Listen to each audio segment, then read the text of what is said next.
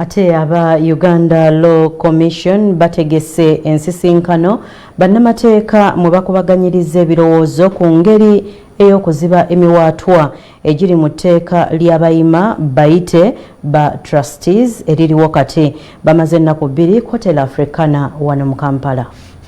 Ngemu ku ngeri y'okumalawo obukuubagano mu famire nga buva ku by'obugagga bannamateeka bawabudde nti omuntu tateekeddwa kusooka kufa okufuna abayima abanaddukanya ebintu bye bayite ba trustee. Kyandibadde kirungi abantu bana nga bakyali balamu nga bakyalina amaanyi okulaba nti bafuna engeri y'okukozesa n'okuteekawo eby'omuntu.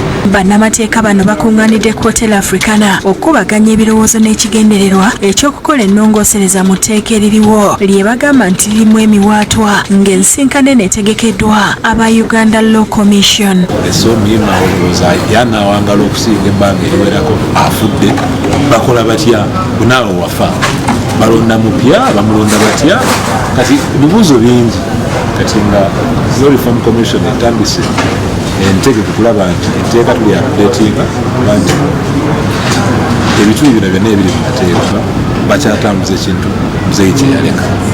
Anthony Kakwoza nga Commissioner okuva mu Uganda Law Commission ayogedde ku bituukiddwako era nti bakubyanjulira Paalamenti. Twakati tugenda kuwandika kye tuyinza okuyita nga draft bino byonna byetufunye ku abantu betufunyeko endowooza zaabwe gye bujja mu maaso tube nga tufulumya etteeka eppya erikwatagana ne subject ya trusteeship ekijja okutwala mu Parliament nga tuyisa mu office ya First Parliamentary Council ne Ministry of Justice bibe nga bifuluma ng'etteeka eppya. Peace Navuga yakusakidde eggulire lino.